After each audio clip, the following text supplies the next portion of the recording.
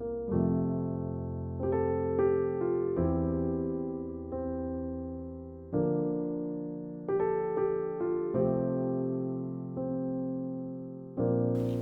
주신 말씀을 통해서 누구의 지팡이를 들 것인가 제목으로 함께 말씀을 나누고자 합니다. 작년 여름에 집중호우가 있었습니다. 그래서 많은 홍수 피해를 겪어야 했는데 그때 나왔던 뉴스에 이런 소식이 있었습니다. 경남 합천에 있는 하천이 범람을 해서 축사에 있던 소 한 마리가 급류에 휩쓸렸어요. 그래가지고 떠내려갔는데 무려 85km를 떠내려갔대요. 한가하게 옆에서 풀을 뜯고 있는 그런 모습이 발견이 되었다고 합니다. 그래서 이 소가 어디선가 하고 알아보려고 이 귀에 붙어있던 그 번호 있잖아요. 그 번호를 추적해 보니까 경남 합천소였던 거예요. 또 전남 구례 축사회가 유실되었는데 암소 한 마리가 또 떠내려갔어요. 그래서 남해에 있는 한 무인도에서 발견이 되었습니다. 구례에서 그 무인도까지 거리가 55km예요. 그러니까 이 소가 급류에 쓸려가지고 무려 55km를 떠내려간 거예요. 그렇게 살았다는 것입니다. 대단하지 않습니까? 이처럼 소는 물에 떠내려가도 잘 죽지 않는다고 합니다. 반면에 말이나 돼지는 홍수에 떠내려가면 대부분 죽는다고 합니다. 왜 말이나 돼지는 홍수에 떠내려가면 대부분 죽고 왜 소는 살까요? 이유가 있다고 그럽니다. 말과 돼지는 빠지면 살아보겠다고 허우적거려요. 막 필사적으로 허우적거립니다. 그러다가 힘이 빠져버리는 거예요. 그래서 탈진해서 죽고 만다고 합니다. 그러나 소는 허우적거리지 않습니다. 몸을 물에 맡기고 둥둥 떠내려갑니다. 그러다가 물살이 조금 약해지면 그때 나온다고 그래요. 물을 거슬린 것이 아니라 몸을 물에 맡긴 것이 살게 된 이유라는 것입니다. 우리도 인생의 홍수를 만나면 살아보겠다고 허우적거리는 경우가 많이 있습니다. 그러다가 몸과 마음이 병들고 실족하는 경우를 많이 보게 돼요. 홍수를 극복하는 성경의 원리는 바로 이와 같은 성경의 원리입니다. 내 힘으로 살아보겠다고 하면 어려워지는 것이고 하나님께 맡기면 형통하게 된다. 이것이 성경의 원리입니다. 성경은 분명 말씀합니다. 내 짐을 여호와께 맡기라. 그가 너를 붙드시고 의인의 요동함을 영원히 허락하지 아니하시리로다. 너희 염려를 다 주께 맡기라. 이는 그가 너희를 돌보심이라. 너희 행사를 여호와께 맡기라. 그리하면 내가 경영하는 것이 이루어지리라. 내 길을 여호와께 맡기라.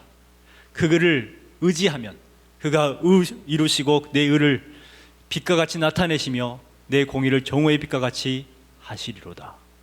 여러분, 같은 말씀이 아닙니다. 성경 곳곳에 그렇게 숨어있는 말씀들입니다. 공통점이 뭐예요? 내 짐을 맡기라, 염려를 맡기라, 행사를 맡기라, 길을 맡기라. 계속해서 맡기라는 거예요. 왜요? 맡기는 것이 살 길이거든요. 맡기는 것이 죽지 아니하고 맡기는 것이 평안을 누리는 방법이기 때문에 하나님께서는 우리에게 계속해서 맡기라고 말하고 있는 것입니다. 그런데 우리는 맡기지 못합니다. 내가 하려고 합니다. 그래서 혼자 온갖 걱정을 하면서 내 힘으로 살아보겠다고 열심히 허우적거립니다. 그러나 하나님께서는 자신의 힘으로 살아보겠다고 열심히 허우적거리는 사람은 절대로 결단코 안타깝게 돕지 않으십니다. 왜 돕지 않으실까요? 물에 빠진 사람을 수영해서 구조를 할 때에 허우적대는 사람은 건지지 않습니다. 그러면 어떻게 하느냐? 그냥 내버려 둬요. 허우적거리라고 내버려 둡니다. 그러면 죽지 않습니까? 절대 안 죽어요.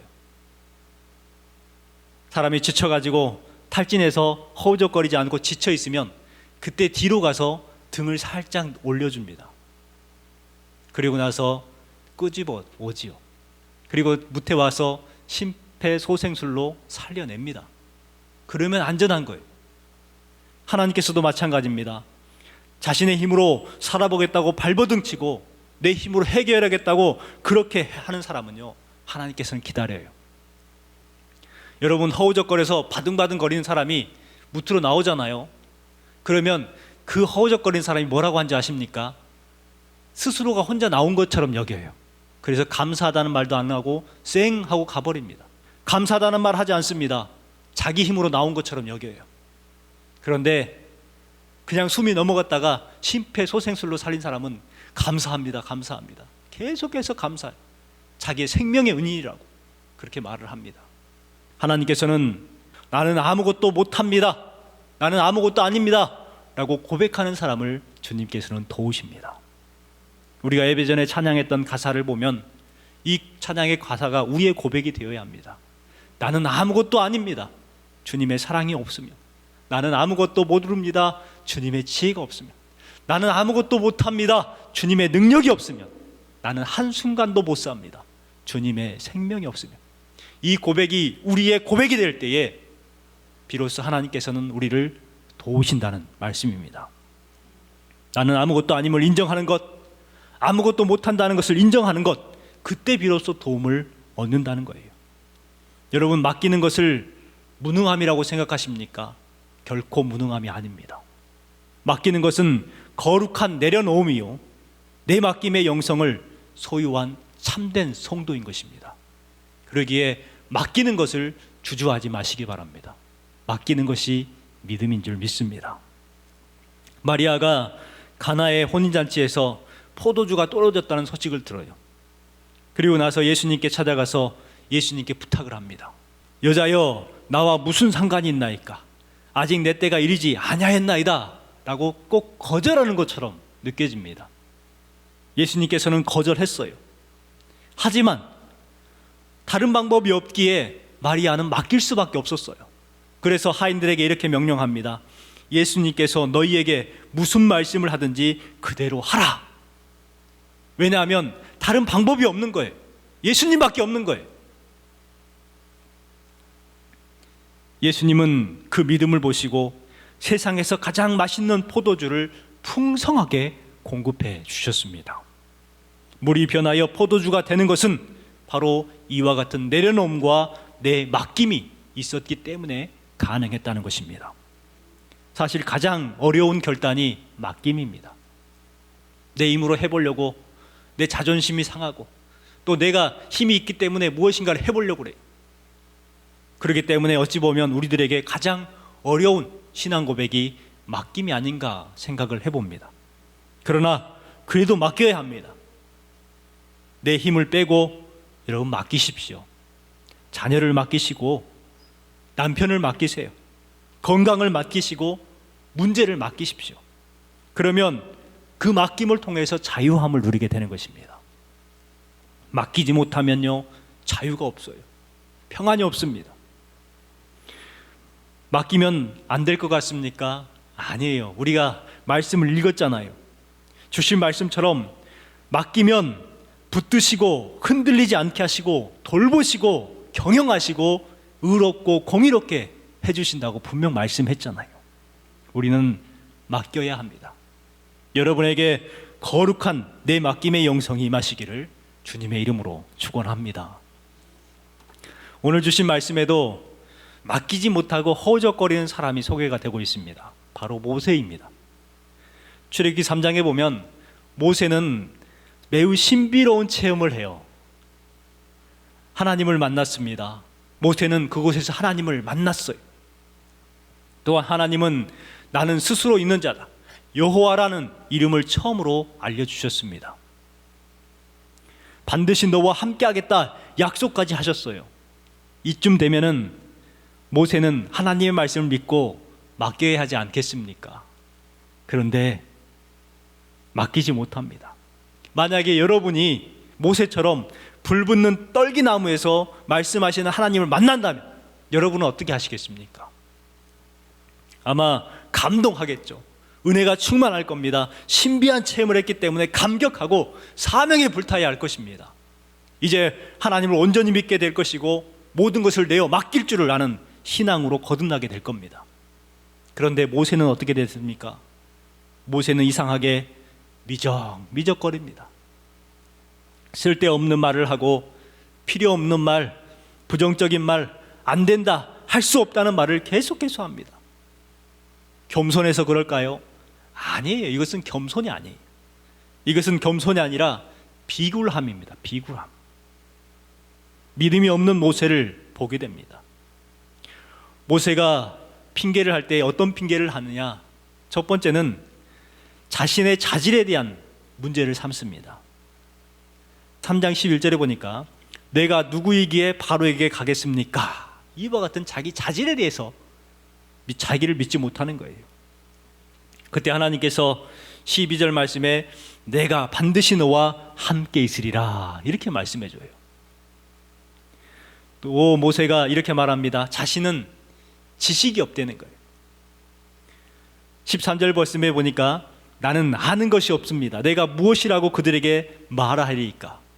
이렇게 이야기를 해요. 그랬더니 하나님께서 이렇게 설명을 해줘요. 나는 스스로 있는 자다. 스스로 있는 자가 나를 너희에게 보내셨다 하라. 그런데도 모세는 또 핑계합니다. 하나님, 저는 사람들이 믿어주지 않을 것입니다. 신뢰에 대해서 문제를 삼아요. 오늘 본문 1절 말씀에 보니까 이렇게 말씀합니다. 그들이 나를 믿지 아니하며 내 말을 듣지 아니하고 이르기를 여호와께서 내게 나타나지 아니하셨다 하리라. 이렇게 이야기를 한다는 거예요. 곧 저 사람들이, 민족들이 믿어주지 않을 것이고 또 애굽 사람들이 나를 믿어주지 않을 것이다. 신뢰하지 않을 것이다. 이와 같은 자신의 신뢰를 문제를 삼아요. 그때 하나님께서 한 가지 물어보십니다. 지금 네가 가지고 있는 것이 무엇이냐? 네, 지팡이입니다. 그것을 던져라. 그러자 그것이 무엇이 됩니까? 뱀이 되었습니다. 뱀이 무서워서 피하는 모세에게 모세야, 모세야, 뱀의 꼬리를 잡아라. 이렇게 말씀합니다. 그랬더니 모세가 뱀의 꼬리를 잡아요. 어떻게 됩니까? 그 뱀이 다시금 지팡이가 됐어요. 또 한 가지, 내 손을 품에 넣어봐라. 이렇게 명령합니다. 그래서 넣었다가 뺐더니 뭐가 됐어요? 손이 하얗게 나병이 든 거예요. 문둥병이 든 거예요. 깜짝 놀랐습니다. 다시 한번 품에 넣었다 빼봐라 해서 넣었다 뺐더니 깨끗한 손, 정결한 손이 되어 있었습니다. 하나님이 어떤 분이신지 확실하게 모세에게 보여주신 거예요. 지팡이를 뱀으로 바꾸시고 뱀을 지팡이로 바꾸시는 분, 부정한 손, 그 더러운 나병 걸린 그 손을 정결하게 깨끗하게 하시는 하나님이시라는 것을 보여주신 거예요. 이 정도 보여주셨으면 하나님, 제가 하나님의 말씀대로 하겠습니다, 꼬꾸라져야 되지 않겠습니까? 그런데 모세는 또 핑계합니다. 이 엄청난 기적을 보고도 모세는 이렇게 말합니다. 모세는 말이 어눌하다고 문제를 삼아요. 말이 어눌하다고. 10절 말씀에 보니까 오 주여, 나는 본래 말을 잘하지 못하나이다. 나는 입이 뻣뻣하고 혀가 둔한 자인이다. 이렇게 이야기를 합니다. 이에 대해서 하나님은 꾹 참으시고 내가 내 입과 함께 있어서 할 말을 가르치리라. 하나님께서는 끝까지 모세를 품어주셔요.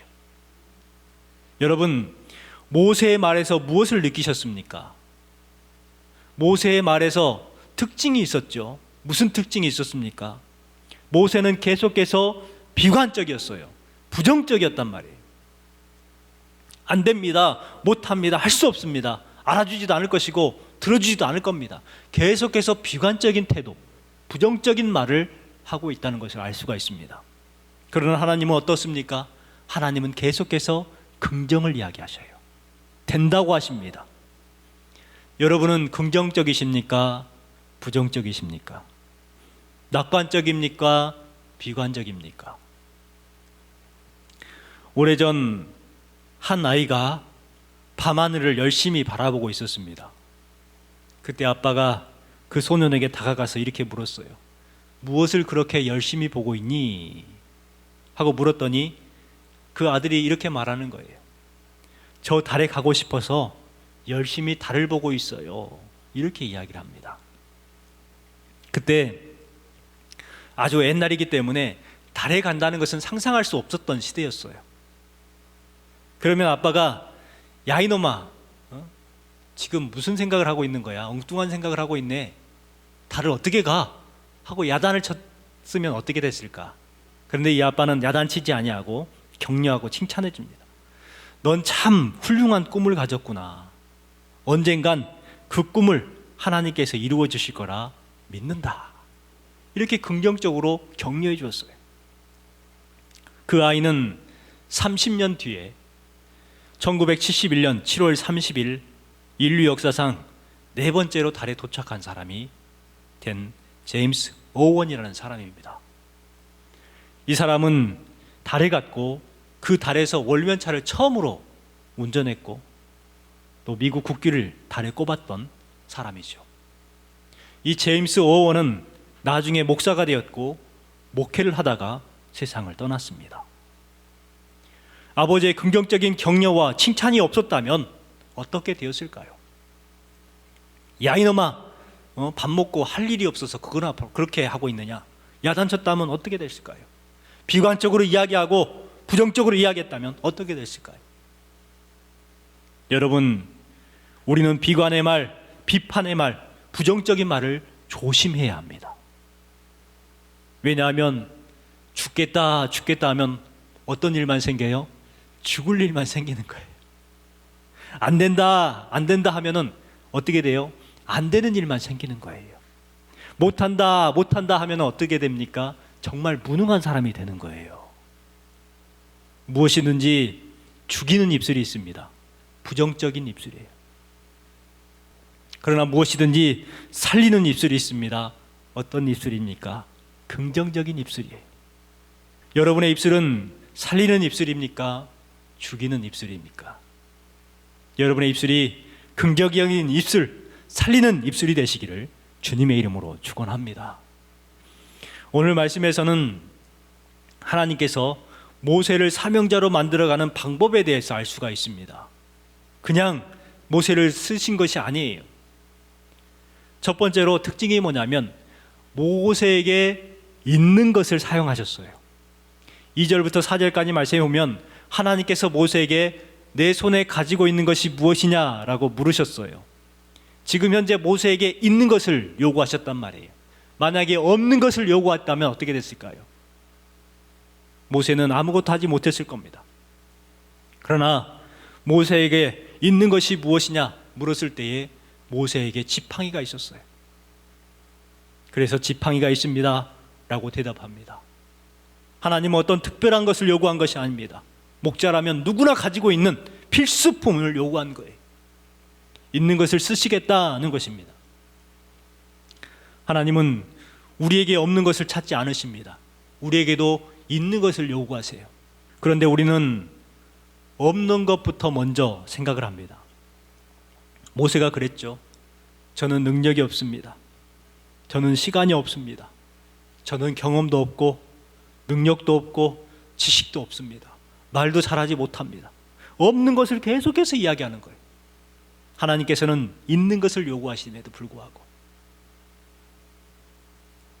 그러나 모세가 착각하고 있고 우리가 착각하고 있는 것이 무엇입니까? 하나님께서는 모세에게 없는 것을 요구하지 않으셨다는 것입니다. 우리에게도 마찬가지로 하나님께서는 우리에게 없는 것을 요구하시는 것이 아니에요. 우리에게 있는 것을 요구하십니다. 예수님께서 오병이어의 기적을 일으키셨어요. 그때 제자들에게 무엇이라고 말씀하냐면 너희에게 무엇이 있느냐라고 물으셨습니다. 그것을 가져오라 말씀하셨어요.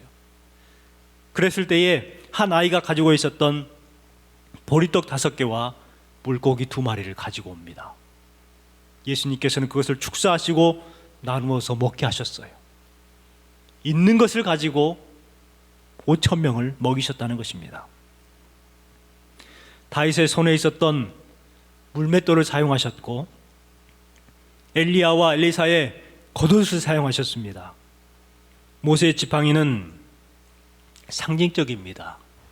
모세의 능력, 모세의 기술력, 판단력, 연륜을 상징합니다.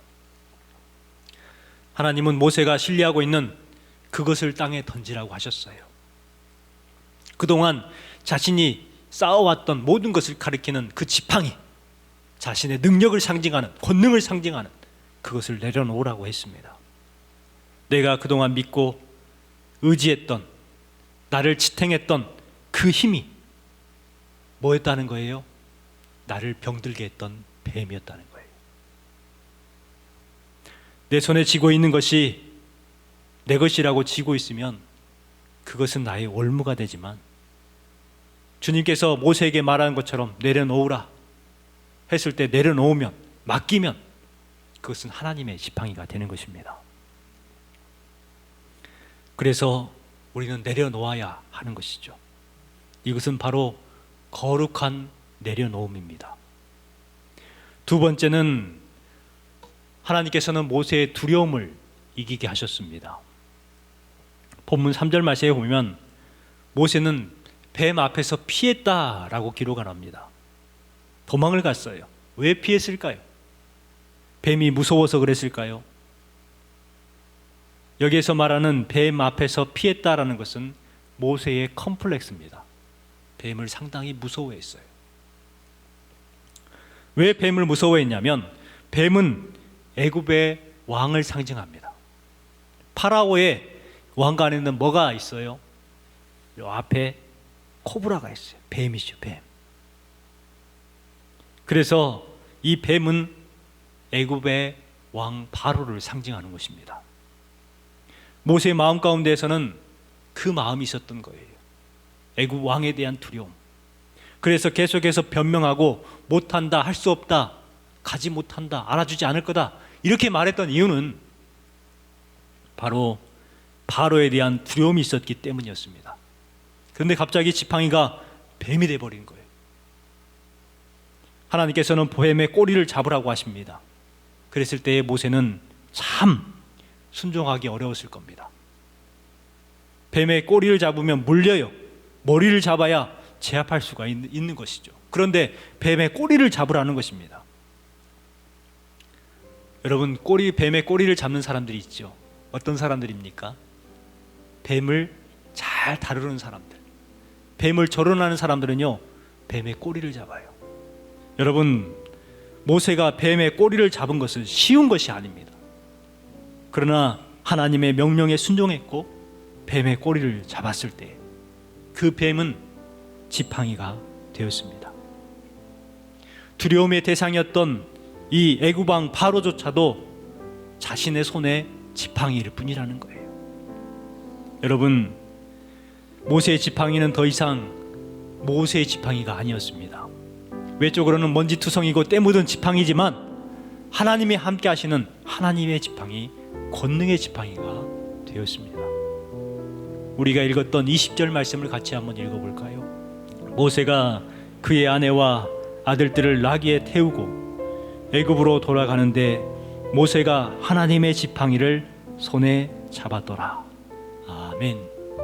여러분, 모세의 손에 있던 지팡이는 누구의 지팡이라고 말합니까? 하나님의 지팡이라고 말하고 있습니다. 그동안에 모세가 들고 있었던 자신의 지팡이가 아니라 바로 하나님의 지팡이를 손에 잡은 것입니다. 여러분은 지금 누구의 지팡이를 잡고 계십니까? 여러분의 지팡이이십니까? 아니면 하나님의 지팡이십니까?